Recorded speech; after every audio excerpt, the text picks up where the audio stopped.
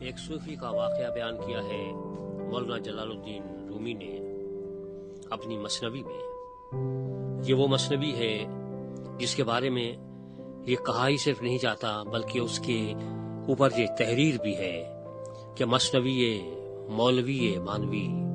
ہست قرآن در زبان پہلوی۔ اس مثنوی میں جو صوفی کا واقعہ ہے وہ کچھ اس قسم کا ہے کہ ایک صوفی ایک گدھے پہ سوار کہیں جا رہا تھا۔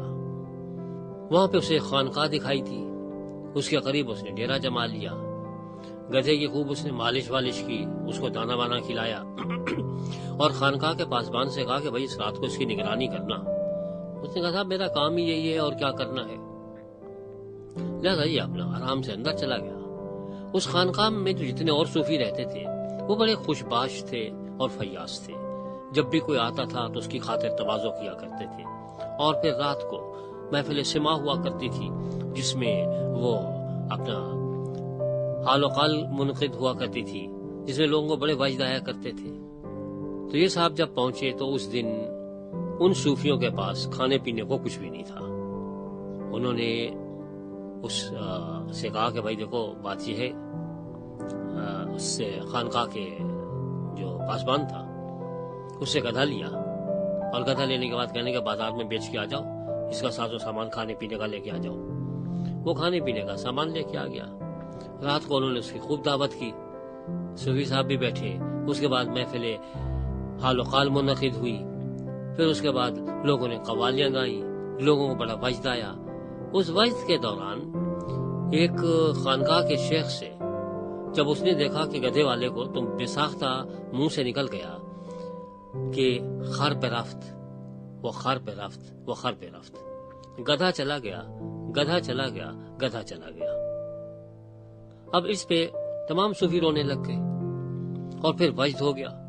پھر سبھی نے ایک ساتھ گانا شروع کر دیا، خر پہ رفت و خر پہ رفت و خر پہ رفت۔ تو اس عالم میں اس صوفی نے بھی، جس کا گدھا جو تھا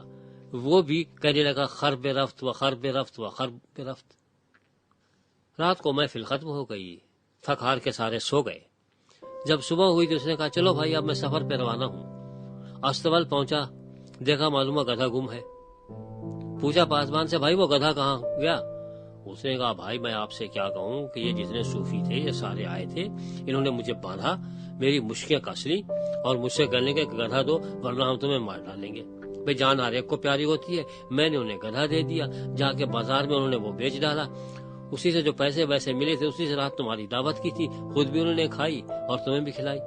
میں نے سوچا تھا جب انہوں نے چھوڑ دیا مجھے، میں نے سوچا تھا کہ آپ کو آ کے بتا دوں کہ بھئی یہ حاصل ہوا ہے، لیکن میں نے دیکھا آپ بھی یہی کہہ رہے تھے خر پہ رفت وہ خر پہ رفت، گدھا چلا گیا گدھا چلا گیا گدھا چلا گیا، تو میں نے یہ سمجھا کہ آپ کو تو بات پہلے ہی معلوم ہو گئی ہے، اب میرے بتانے کا فائدہ کیا ہوگا۔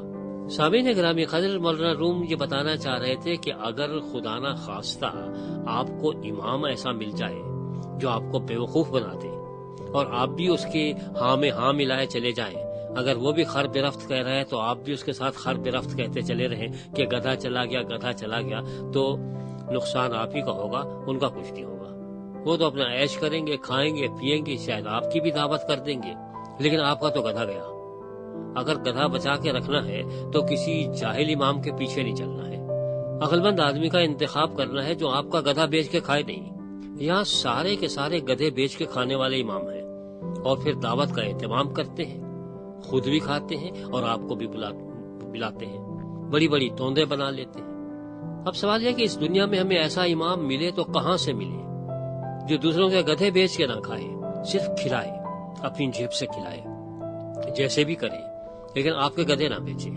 کوئی ہے ایسا؟ آپ جب چاروں طرف نظر دوڑاتے ہیں تو آپ کو معلوم ہوتا ہے کہ تمام ہی گدھے بیچنے والے ہیں۔ ہمیں بدقسمتی سے یہ کہنا پڑتا ہے کہ ہمیں جس قسم کے بھی لیڈر ملتے ہیں، چاہے وہ دین کے ہوں یا دنیا کے ہوں، سبھی ہمارا گدھا بیچنے کی فکر میں ہیں، اور پھر واقعی ان کو وہ حال و قال کی مجلس بلند کرتے ہیں اور اس میں خوب وہ گاتے ہیں،